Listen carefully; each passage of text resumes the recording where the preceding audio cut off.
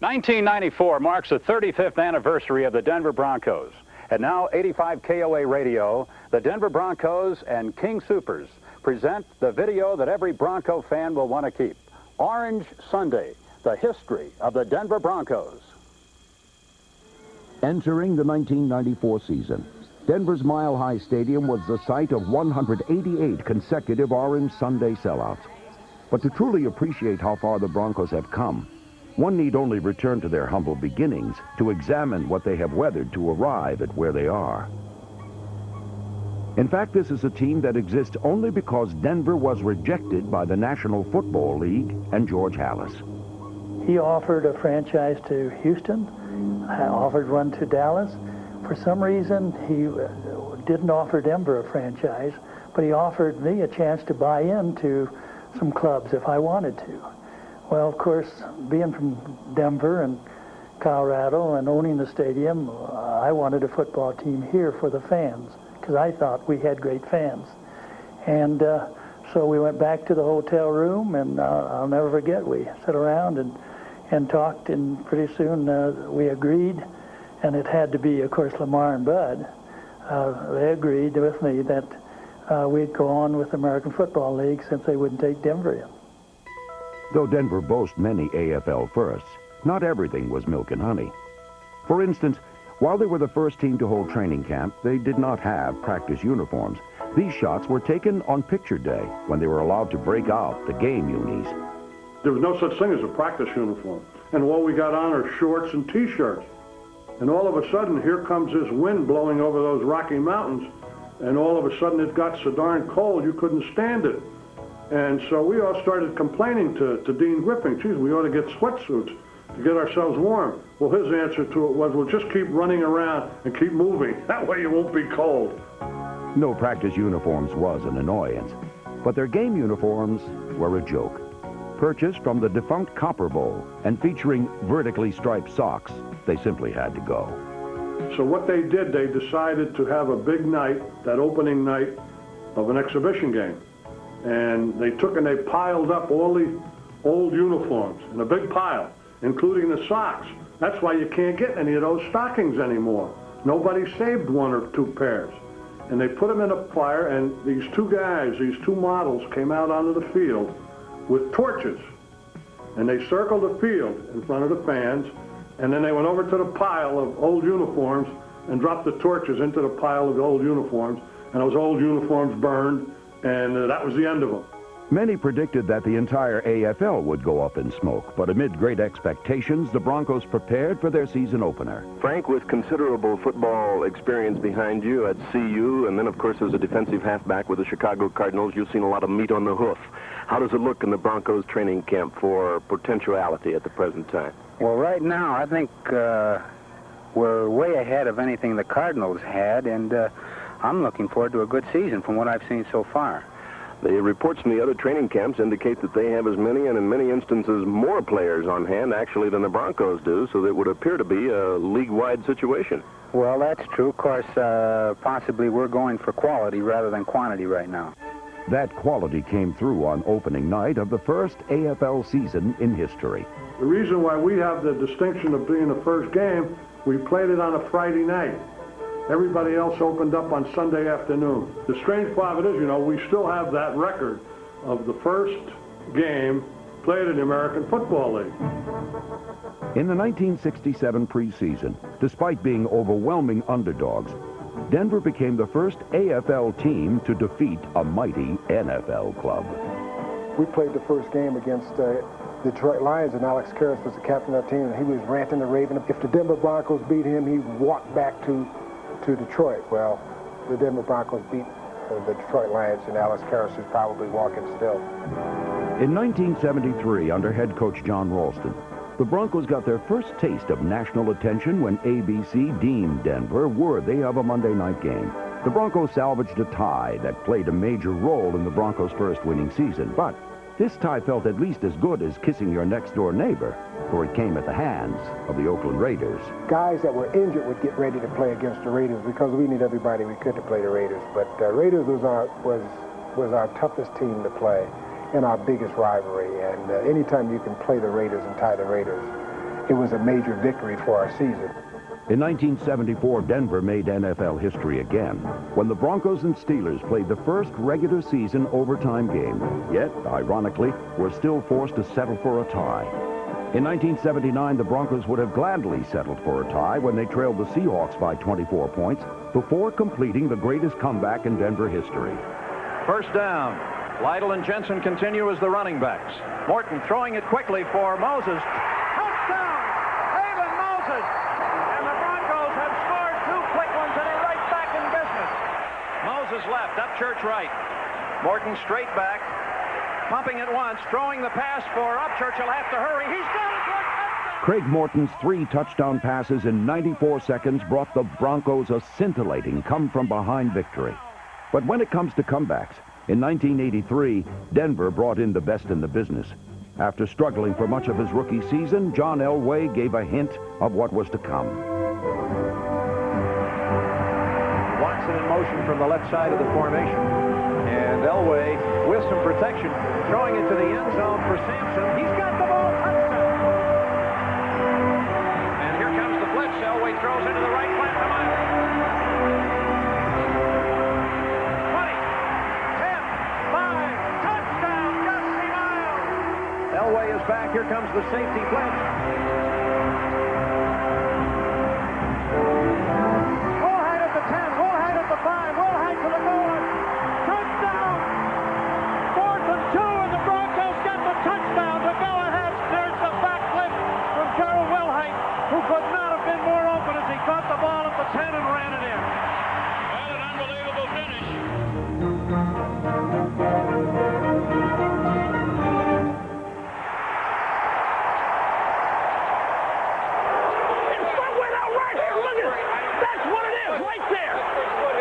There's a different look to Johnny. When he gets into the huddle, there's this sense of urgency. Move 19 double famous special, wing 9, a one-on-one. Hurry up, hurry up! Left. No, eagle, Mark, eagle! There's a sense of urgency that you can just see develop down there. When he comes to the line of scrimmage, there's just that more determination when he starts to make his count. Ball is at the 4-yard line. It's 3rd down.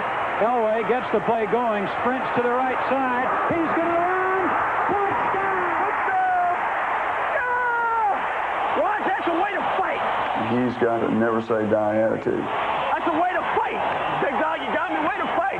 Put him in a situation where he's against all odds. Somehow, he just believes in some way he's going to make it happen. Lets it go to Jackson. Touchdown! No matter what we've done up to this point, just get the ball back and give him a shot at it. And he makes everybody believe that they can get it done and brings the best out of everybody. And then next thing you know, average players make great plays, or great players make even greater plays. And he's the one that initiates it. Elway's got the ball to the end zone.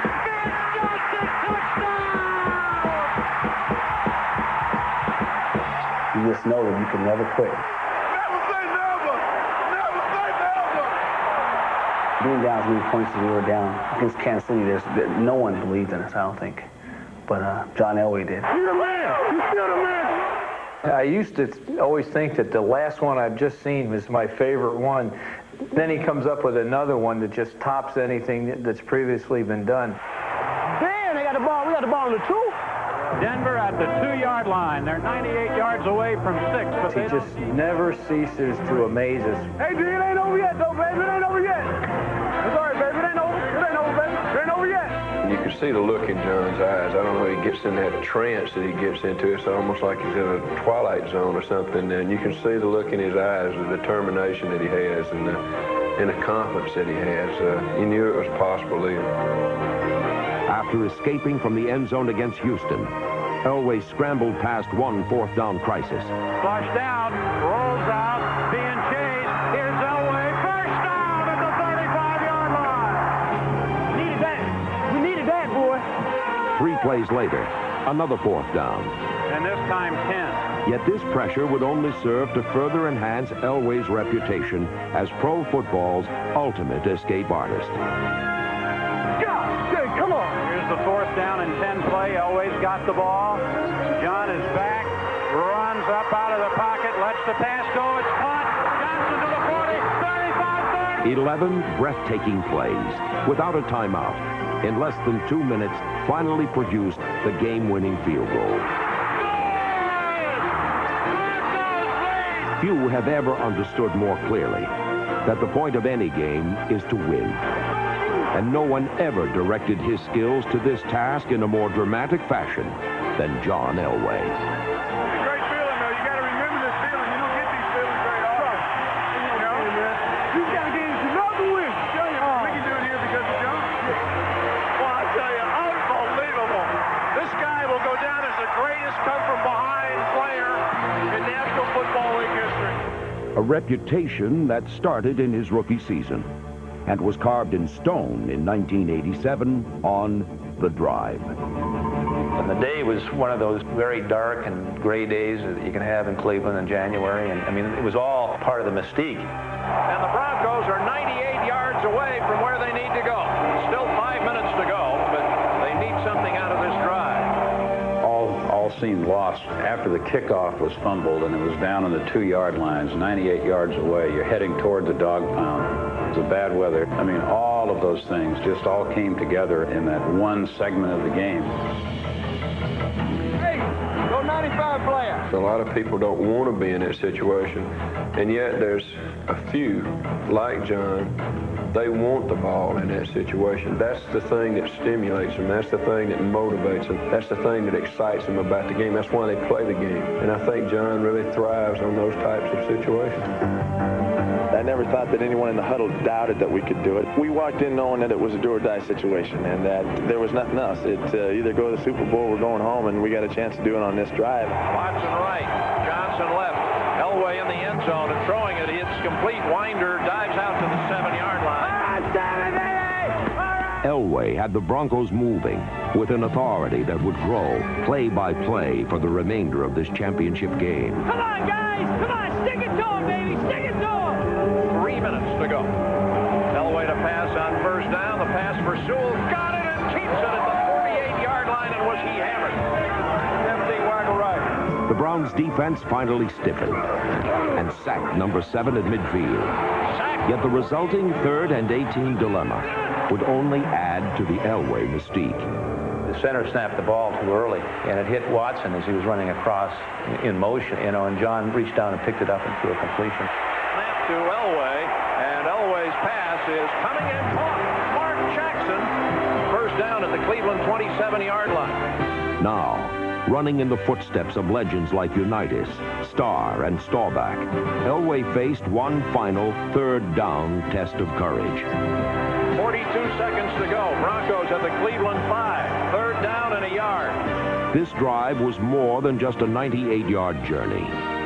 It was a statement of character by John Elway that allowed Denver to win the AFC Championship in overtime. The look, the throw, touchdown, the Mark Jackson 98-yard drive. When you think of John Elway, that's where you start to think about John as a great football player. That particular day in Cleveland. And, you know, so the things that he's done since have just added to the way that people perceive him. But that was his coming out party.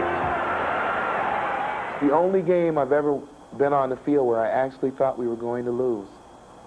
It's against my nature to believe that.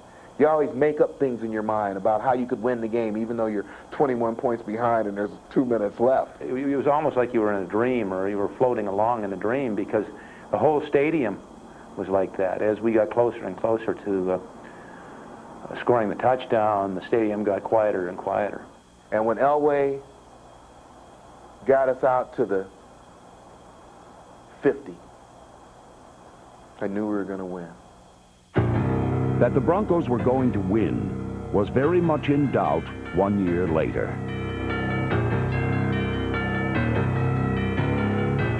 If the 1986 championship game was a dream, the 87 game had all the makings of a nightmare.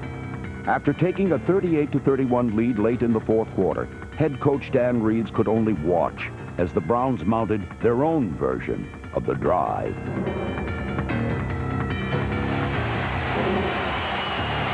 Well, it It's a championship finish. 38-31 Denver. 2nd and 5 at the 8 for the Browns with 1:12 to go.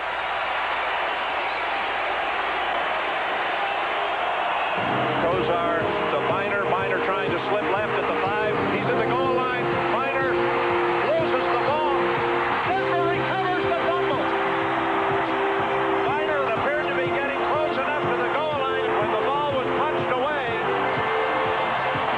Castile comes up with it and brings it to the sideline as a trophy. Denver had beaten the Browns once with a dramatic drive on offense and once with a gallant stand on defense. 2 years later, when the Broncos and Browns completed the AFC Championship game trilogy, there would be no need for late-game heroics. It wouldn't even be close. Good morning from Mile High Stadium. An early start for two teams who have been here before. The Denver Broncos and the Cleveland Browns for the 3rd time in 4 years as the road to the Super Bowl comes through Denver.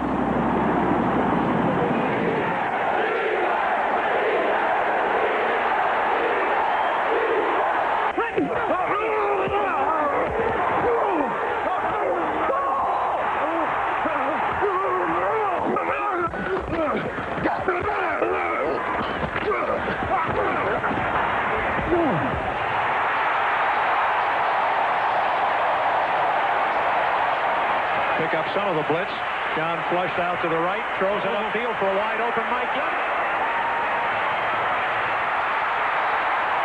At the 30, at the 20, at the 15, 10, 5, touchdown, 70 yards, away to Mike Young.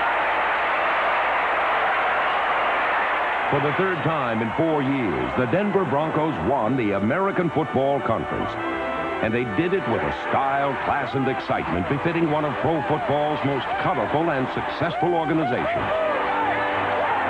They were mile-high champions again. John Elway has done it again. Really had a little help. Oh, yeah, but what a performance. Yeah, I agree. The Denver defense has come through. The Broncos have won the AFC Championship for the 4th time.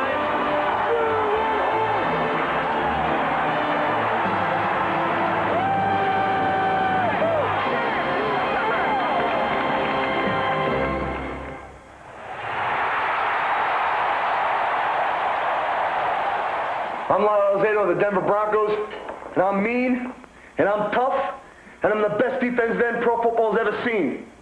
Me, Lyle Alzado. I walked into training camp the first day and walked down the locker room and I had this tank top on. I was about 300 pounds and I strutted down the hallway there and I ripped off my clothes and I was putting my shoes on and I was thinking to myself, if anybody bothers me, anybody comes near me, I'm going to grab them right by the throat and let them know I'm here to play. So I'm down there tying my shoes, put my football shoes on, and a T-shirt dropped right on my shoe where I was tying my shoelaces. And I looked at that T-shirt and picked it up, and I jumped up, and there was this arm leaning across taking a shoe off, and on this bicep, it was written Stonewall. Stonewall. I jumped up, and there was this guy with this Fu Manchu, and he says, "Yeah, boys, anything I can do for you?" And I looked at him, and then it's flashing in my mind. Stonewall, Tombstone Jackson, Rich Jackson. Oh, my God. So I looked at that T-shirt, and I looked him right in the face, and those big brown eyes were glaring right at me, and I looked at that T-shirt, and I said, well, Mr. Jackson, would you like me to fold this for you? He was called Tombstone, a name that symbolized the end of the line, the final resting place for quarterbacks and running backs.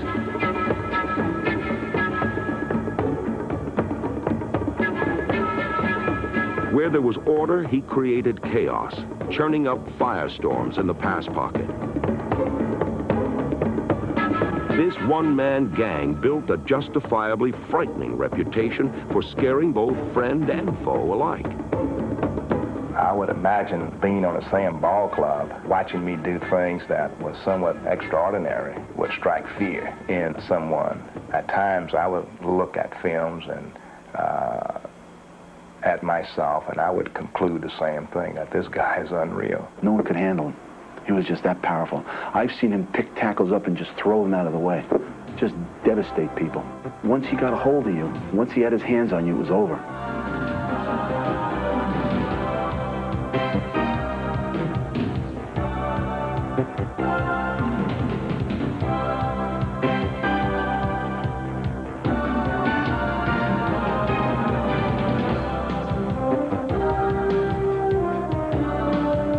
inventor of the head slap. I had the halo spinner. I had the bulldog moves. I come off the ball in the sprinter stance, low and hard. It's a matter of taking the left hand and throwing it up. And you go. Made the motion with my left hand to the side of the head. Oftentimes the quarterback is sitting there like ducks in a pond. I used another move, which I call a halo spinner. You come off of the head slap, come back inside up the pipe. By a double head slap. And it was boom, just like so. And that gave you a headache for the entire. You finished that, really. He hit me the hardest of anybody that ever hit me side the head. And it was like a mule kicked me in the head when he hit me, you know. And you don't let an opponent know he hurt you. But he hit me, all I could see was stars, and I could barely make it back to the huddle. Boy, that thing would come up on the side of your head, either side, just knock you for a loop. It was like a Joe Frazier left hook. Just stop you dead in your tracks. To quarterbacks, the looming specter of Tombstone Jackson was a fearsome sight. Like Michael Myers in Halloween or Freddy Krueger in Nightmare on Elm Street, he was a horror from which there was no escape.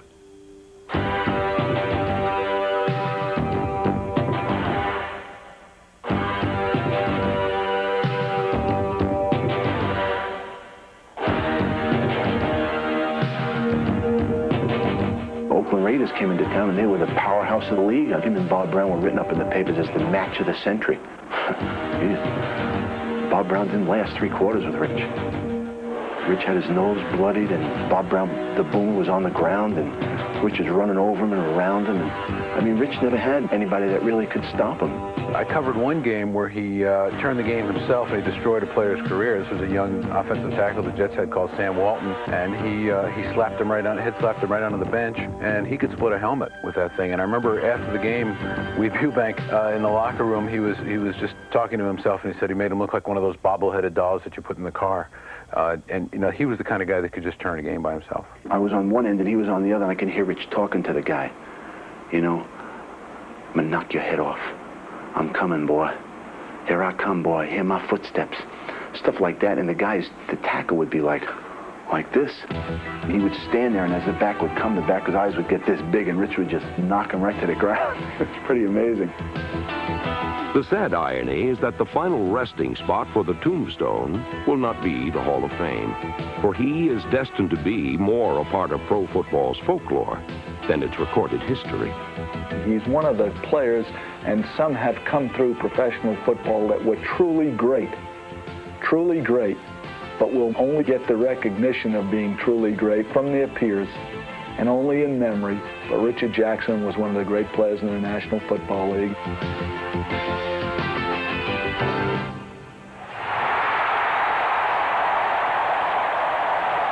One of the game's best free safeties is Denver's Steve Atwater, number 27. Disguise is a big part of it, but also I have to make sure I don't disguise so much where I'm out of position to play the defense. Hold up. We got nickel 1. DB's back up. Watch the screen. I do like playing little games with the quarterbacks because they try to play games with you. They try to look at you and determine what their play is going to be. A lot of times we get eye contact, and I can see that he's looking at me. I don't want to just line up in one spot and give him a chance to call his play. So I move around and try to confuse him a little bit. I don't know if it works or not, but I do it anyway because I see him looking. So it takes up some time, if nothing else. Being able to support the run, that's a vital part of being a safety. A lot of times, running backs will hit the hole full speed, like I said, and the linebackers and the defensive line won't always get a chance to be there, and if you can stop them for a 2 or 3 yard gain, that's a big plus. With the quickness to play pass coverage and the bulk and strength of a linebacker, Denver's defense gives Atwater the sort of license and carte blanche reserved for a 007.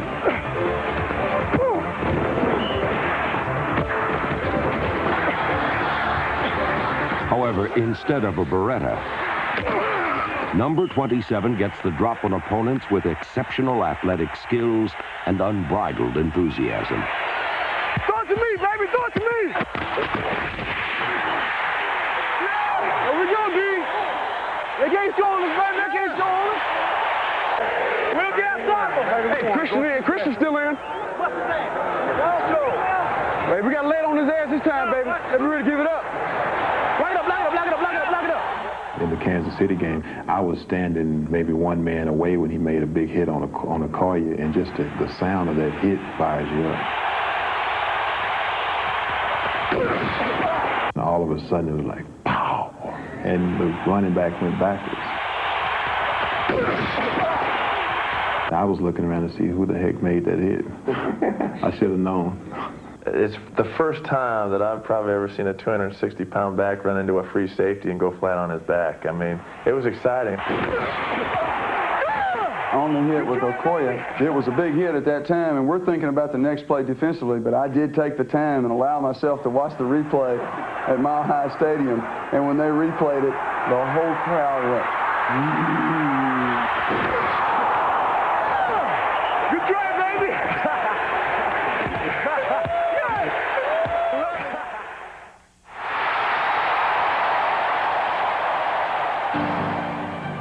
Located on the facade of Mile High Stadium's east stands, the Denver Broncos Ring of Fame was inaugurated in 1984 to honor former players and administrators who have played significant roles in Broncos history.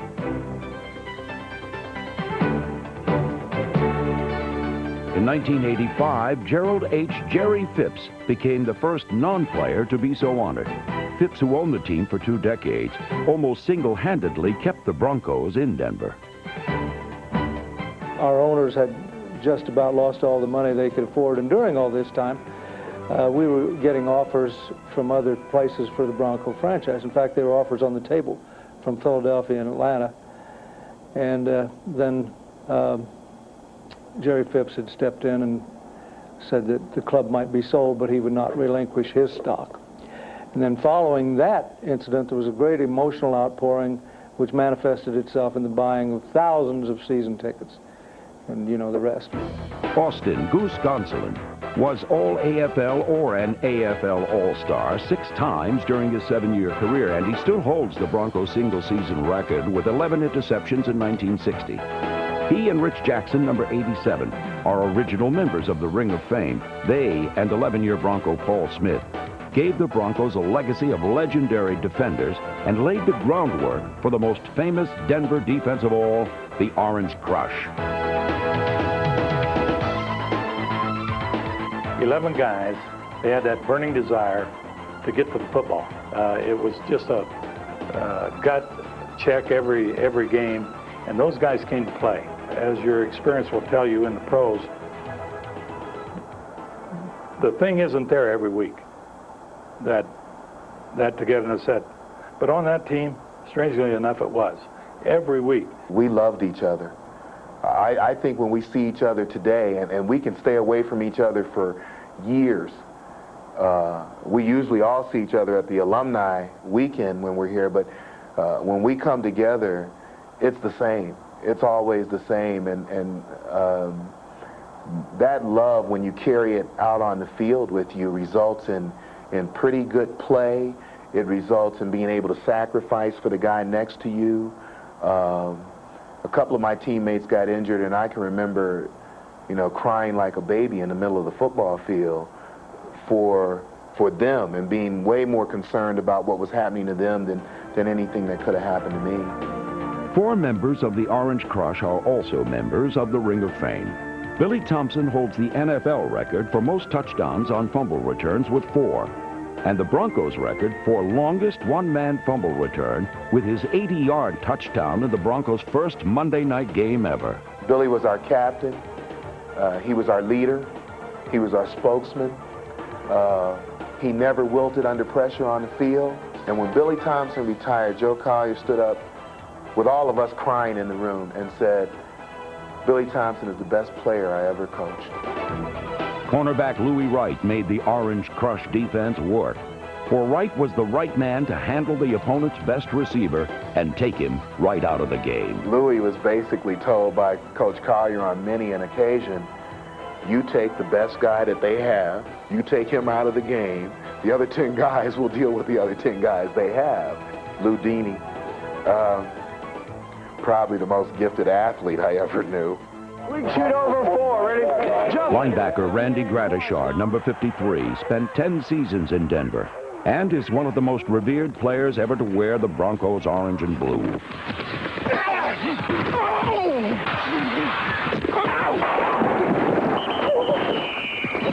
what are you doing? Get off. You don't push me off with your foot. The hell did you kick me? You push me off. Randy was not super fast, nor super quick, but he was a great linebacker. Best person that I've ever known. Best person. Though Gradishar was not super fast or super quick, he does ironically hold the Broncos record for longest interception return with a 93-yarder against the Browns. Tom Jackson, on the other hand, has the distinction of scoring, arguably, the most important touchdown in Broncos history. We had a tremendous season up to then. Baltimore had the same record. Whoever won that game had inside track for home field advantage, and we all know what home field means when it comes to getting to the Super Bowl. I threw that ball to the south stands. When I crossed the goal line, I gave it away. I saw it a few years later when a guy brought it by to get it autographed, but our fans had been such good fans, even when we were losing, that I thought they deserved something, and they were all like, you know, hanging over the edge of the south stand railing, and I told them, you can have that one, keep that one. Heavy Steeler double zone. Heavy rush. No player ever had a longer Bronco career than Tom Jackson, who played in 191 games for Denver, none more memorable than the October blizzard on Monday night when the Broncos scored the first 2 times the Packers snapped the ball. Normal route. Packers will start moving from right to left, from south to north. Packers handing the ball off for a loss, and it's picked up on the bounce on the fumble. It will be a touchdown for the Broncos on the first play. Thank you, man. Yeah. That's my first touchdown. Way to pick it up. Way to get the ball up. This time the handoff is to Clark, and he drives to the right side across the 25, out near the 28, another fumble. This one's picked up on the far side and returned by... The fastest 2 touchdowns ever scored by the Broncos were rung up courtesy of a defense led by Tom Jackson. Tom led by exuberance.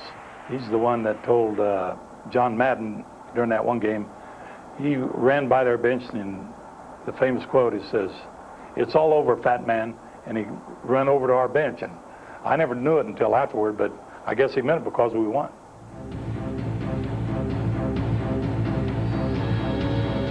In 1977, a victory over the hated Raiders in Oakland, where the Broncos intercepted Ken Stabler 7 times, was the springboard to Denver's first championship season, and was all the more satisfying because of the team they beat.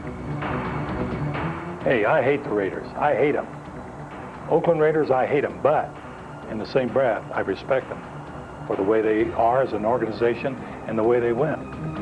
Hard-hitting contests create great rivalries, and great rivalries create legendary hits. Such a blow was delivered by Carl Mecklenburg against the Raiders, and against anyone who dared venture into the lair of number 49, Dennis Smith, one of the hardest hitters ever to play for the Broncos.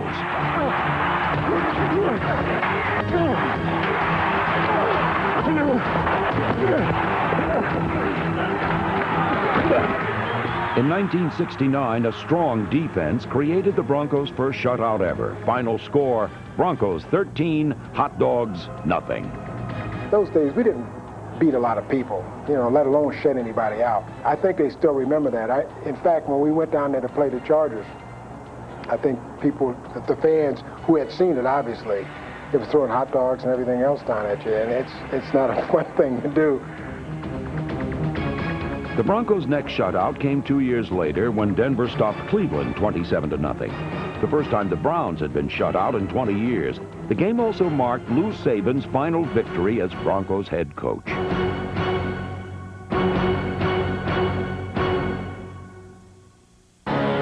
Lionel Taylor was the best receiver ever to play for the Broncos. In only 7 seasons, Taylor caught 543 passes, an average of almost 80 catches per year, and he still holds the team records for receptions, yards, and touchdowns, nearly 30 years after his retirement.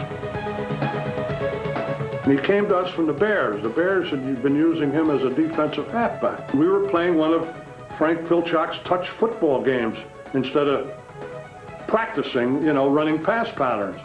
And all of a sudden, Lionel makes a couple of one-handed grabs. And he had hands on him that he could do that. He'd just go up and catch the ball one-handed. And he'd do it continuously. And so all of a sudden, Filchock sees this, and he stops practice. And all of a sudden, we're running a few pass patterns to see whether this guy is for real or whether he can only do this in a touch football game. And, well, lo and behold, of course, Lionel's catching the ball all over the lot. And couldn't remember his name to start with, Lionel Taylor. All I kept calling him was the guy with the name like a train, meaning Lionel Train. But Tripucka had no trouble recalling his number, as Taylor caught a record 100 passes in 1961, despite the fact that his quarterback was supposed to be a coach. Dublinsky and George Herring were the quarterbacks, and they're not doing anything. So at halftime, Filchock says to me, you're in shape. Why don't you get dressed and go out and give the people some of their money's worth? He says, throw a few passes, at least they'll enjoy it. So I did that, and 4 years later, I was still with the Broncos. In 1972, Charlie Johnson came to the Broncos, and 1 year later led Denver to their first winning season after 13 years of trying.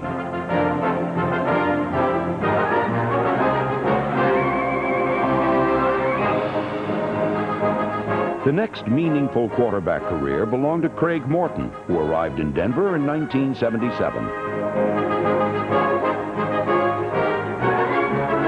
Supposedly washed up as a member of the New York Giants in 1976, the gutsy Morton led the Broncos to the promised land in 1977. As head coach Red Miller always said, thank Haven for Moses. Number 25, Haven Moses, caught over 300 passes for more than 5,000 yards and 44 TDs during his 10 years in Denver, and was the favorite target of both Charlie Johnson and Craig Morton. I think Craig and we were two old guys looking for something that was going to give, again, credibility to our careers. I certainly attribute my professional growth to Charlie. He, at that point in time, gave me the confidence and the feeling of being here and being wanted. And I think that from that point, my whole game, my whole attitude, he got me out of that funk of being traded. Number 44, Floyd Little, was definitely not a trade acquisition. In 1967, he became the first #1 draft choice to actually sign with Denver, and one of the most popular players in team history. With these distinctive legs, Floyd Little could always be identified without benefit of a game program. I used to go to bed at night and wrap belts around my legs. I mean, I had belts around my thigh, belts around my knee, belts around my calves, so I could wake up one day and my legs would be straight. I hated being bow-legged. Little may have scorned the gams God gave him, but his widened walk made defenders even more upset. I think my balance was a lot different than guys who did not have that parenthesis in their legs. So if you look at some of the times I've been hit from the side and been knocked away, I was able to fall down and bounce up again.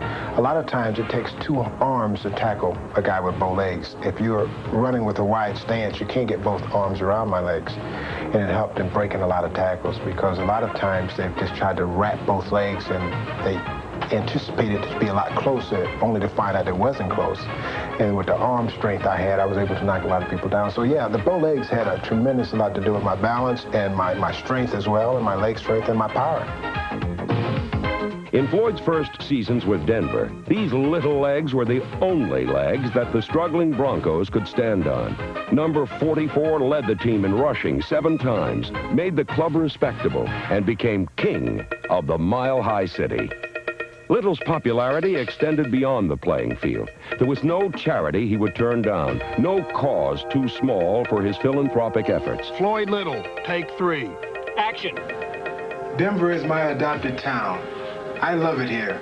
it's home. This is where I'm raising my family. This is where I go to school. This is where my roots are. And that's why I'm voting for Denver Water on November 6th. I know that without enough water, there will be fewer jobs and fewer job opportunities. You see, I work here myself. I'm Floyd Little.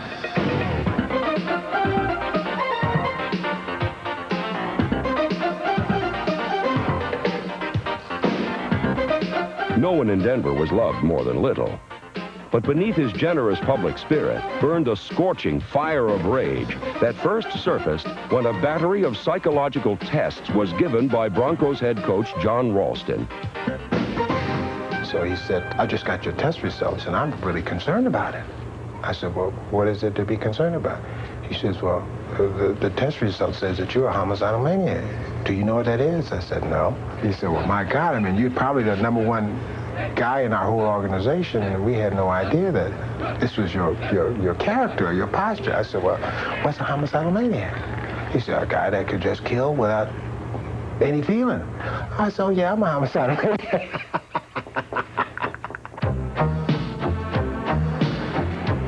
Perched atop those bow legs was the soul of a fierce competitor who would never back down from any fight. I swung out for a swing pass. I was not even in the picture at all. And I was watching the ball in flight.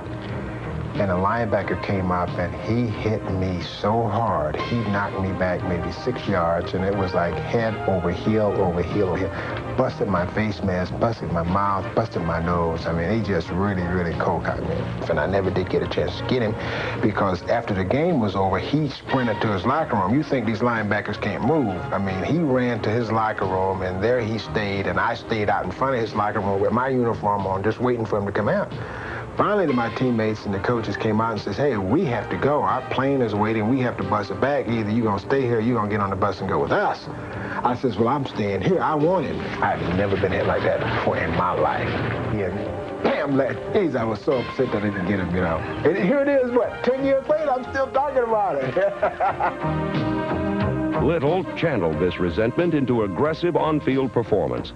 The perfect rebuttal to those who ever laughed at his bow legs or questioned his capabilities. I've always been told as a youngster that I wasn't big enough, strong enough, fast enough, or smart enough. That's the anger. All the time you being told you can't has built up so much hostility in me because I'm out to prove to you in the world that I cannot be judged by somebody else's standards. I have to be judged by my own. And I think that angers me more than anything else in the world when you tell me I cannot. Then you got yourself something to reckon with because I can.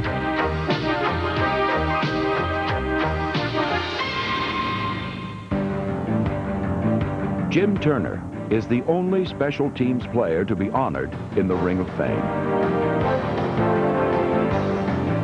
Turner scored 742 points in 9 seasons with Denver. But when it was time for something special for the special teams, another Bronco favorite pointed the way. Rick Upchurch was one of the most exciting punt returners in NFL history. He scored 8 TDs, including 2 in one game, compiled over 3,000 career punt return yards, and had the Broncos' longest punt return ever, 92 yards versus the Chargers.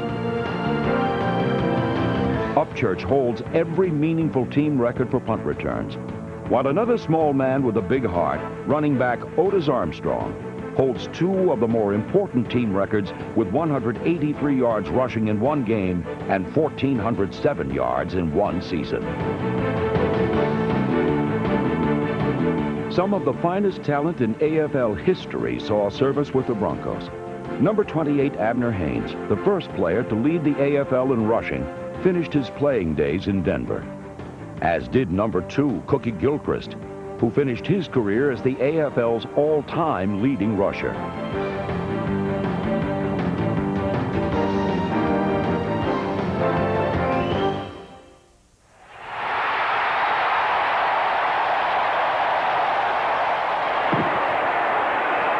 Let's go! Good job! It's your ball game today. Your ball game today. Let's go. Big play. Big play. Defense, Steve. Big play. Strong pass. Strong side. Big one. First down. Watch the drop. Come on, Steve. Big one.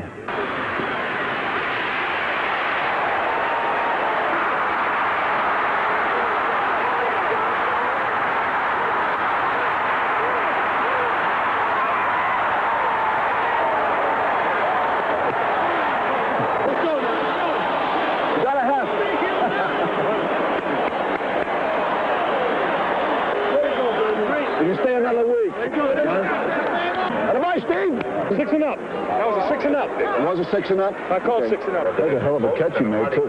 Watch, just watch me. Just be ready. Just watch. Just watch me. 38! 38! 48! 48! 48! No! That's the wrong play. We got a crack on that. 48 goal line? We can call a 48 goal line pass. All else we got to do is crack. If we get the crack, he scores. We look so flat, it's pathetic. I don't know what it is. On a green? Stop by Charlie Clear. Oh, boy. As flat as can be. Flat as hell. Sam? I don't have to. I know, Sam. I know. I won't. God almighty. Stay outside. Oh, John. Hey, what is... Oh! Steve, we look so damn lethargic got those pathetic. Let's go out and drive them now. Come on. Listen, we got to do a job. What the hell? You guys are not giving me a chance. Give them a chance.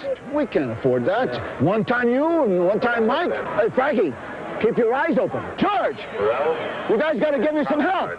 Bonnie, come on now. Come on, defense. Come on now, Chipper. Come on, John. Come on. That penalty killed us. Who was offside? Who's it on? Who was offside? Who's offside, Zabata? What did he get? You send the fullback in. How much time? First man running. What is this? Huh? Who? What the hell? They're killing me, Whitey. They're killing me. Fran! Keep your eyes open. Fran! Fran! Charlie! George! Ready! Chip! Chip! Settle down and play football. Why are you running? My daughter could do better. My daughter could. You're chicken guard. Got a gun in there, damn it. What the hell's the matter with you guys? Be alert. I tell you, it's going to cost Denicky, and it's going to cost Denicky plenty. Denicky. Give him a break in here. Hell no, you don't give him a break. I'd like to see him die out there. Let him go. Impossible. Ball up the 13-yard line. Impossible to believe.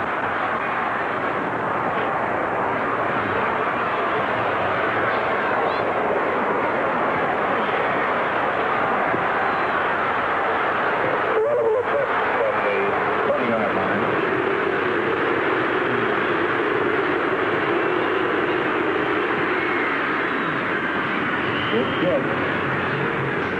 Lou Saban was left with an anonymous, unsatisfying tie in this game in 1969. But on the season's first Sunday of 1971, a tie game would be anything but forgotten. We were playing the Miami Dolphins. We were a young team, just getting started. I think we had won our first game. Lou Saban, we didn't have a great amount of personnel, and we had an opportunity to beat him. It was down in the last minute or so. And I remember Lou sending in the plays to run the ball. We're going to run the clock out. And that was the worst mistake I think the coach had ever made, because every game they brought half a loaf of bread, because his statement was to the press at the end of the game was, hey, a half a loaf is better than none. But the fans didn't see it that way, and the press didn't see it that way. And boy, it was the worst thing you had ever seen. You think that hot dog deal was bad. I think that half a loaf thing was even worse, because every game, can you imagine, then the stadium held 55,000 people. Other than the players' wives, everybody had to have a half a loaf of bread. And they was bombarding the field with those halves of loaves of bread. They gave us the feeling that they truly cared, no matter what the situation was. I can only remember one time in 14 years, and it shocked me, where win, lose, or draw, our fans booed us. In fact, it shocked me so much that I looked up at them, and it was like almost I could see them quiet down afterwards, because they were like, oh, what did we just do? The recent success, I think, is based on the original days. I mean, the fans in the city got behind the team back in the 60s when they couldn't beat anybody. And when we got into the late 70s and early 80s, we started to become a real good football team, and the fans were were with us then, and I think that whole aspect of things is important. But I think it's important to understand that those fans were there before we were a winning organization.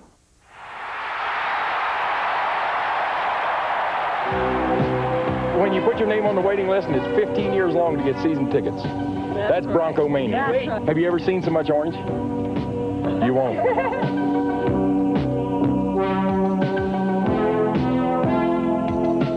I think all Bronco fans go to heaven if they've been real good Bronco fans, and it's orange up there, I've been told. Heaven on earth for a Bronco maniac is Mile High Stadium, an orange-clad cathedral where believers spill out their love for the Broncos and vent their wrath upon sinners who choose not to attend. In attendance today, 76,082 people, meaning there are 46 tickets unused.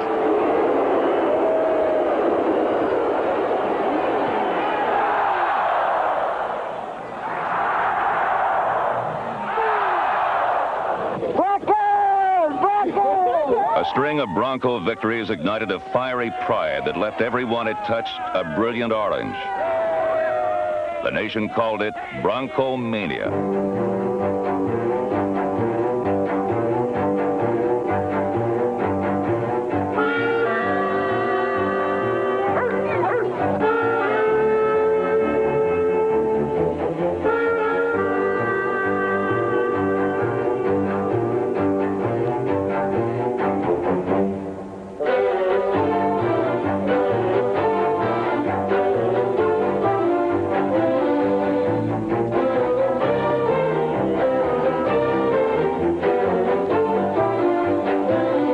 Were not only out-hustled and out-fought, but often out-thought by a team that relied on wit as well as grit. 42-yard try by Turner. Ball is down. It's a fake.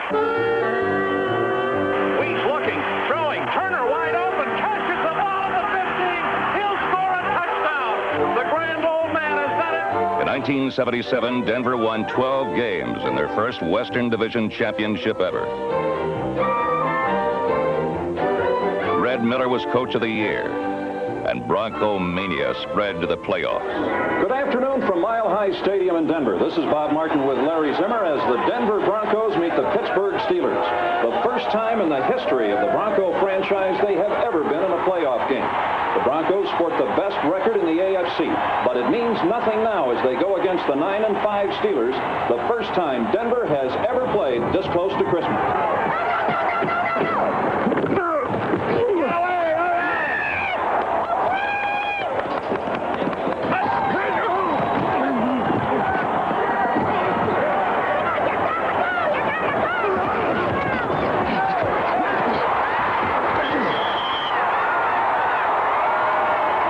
Bronco maniacs believe that the fourth quarter belonged to Denver. And when the final period arrived on this chilly Christmas Eve, the Broncos warmed up to meet the final challenge.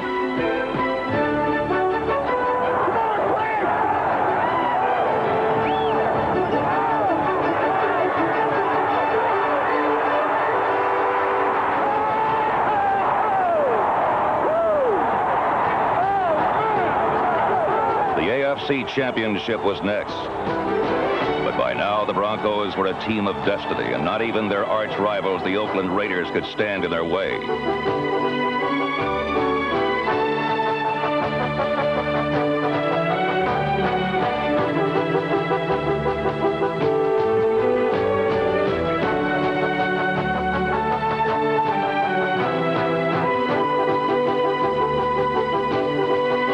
This frozen, sun-drenched Sunday in Mile High Stadium, the Broncos wrestled the AFC Championship from the defending world champion.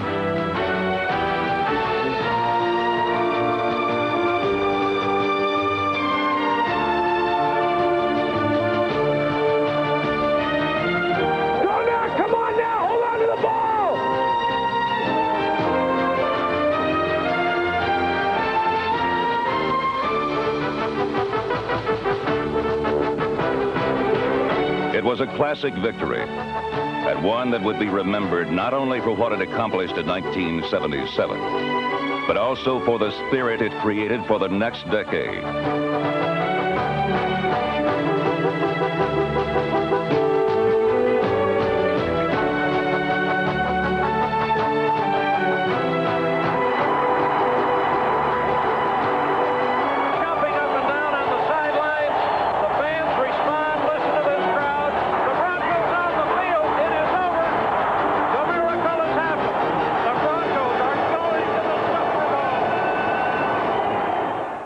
tell you now, the home field helped tremendously because the fans were there and they were really there.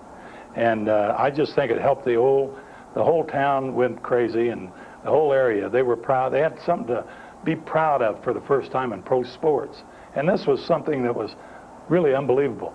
I went into the locker room and I immediately started getting undressed. I was drained.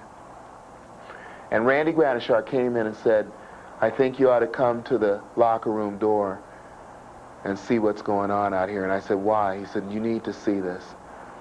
And I came out, and our fans were everywhere. And they just wanted to touch you. They just wanted to touch you. You shake their hand. They're trying to grab your wristbands off. They just wanted to touch you. And the feeling was overwhelming. It was an emotional time, and I think the next thing that the next time that I felt anything, or that we felt anything like that, was in the Super Bowl. We lost, and as the clock was winding down, and the fans began to realize that we were not going to win, they all stood up and started chanting, "We love you, Broncos." We looked back, we couldn't believe it. We thought we had let them down. We thought we had let them down. I will never forget that. Never forget that. Maybe that's why I stayed here. Oh, to be a part of that.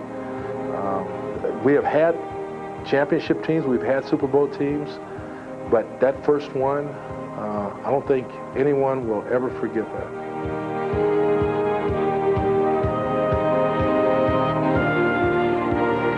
Broncomania is coming to Bronco football games 4 hours before the game in any kind of weather with good friends and family. Good food. And good food. We're going to cook some Seahawks today. That's what we're up to. Broncomania is coming down to a Bronco game with snow on the ground and coming down to shovel outside of your door in order to go into the game. Broncomania is when you wake up in the morning and you look in the mirror and this is what you look like. That just happens. Me, this van, all these fans, this is our pride and joy. We are Broncomania. Broncomania is a feeling. It's the city, it's the state. It pulls us all together. The number one goal by far is to win the Super Bowl. And not just one Super Bowl, but a number of Super Bowls. I plan to be around here for a long time, and someday when they put me in a pine box, that's going to be the way they judge me as an owner. It's been a great pleasure to see the success that the Denver Broncos have had and are having, and it really satisfies my dream when I first started.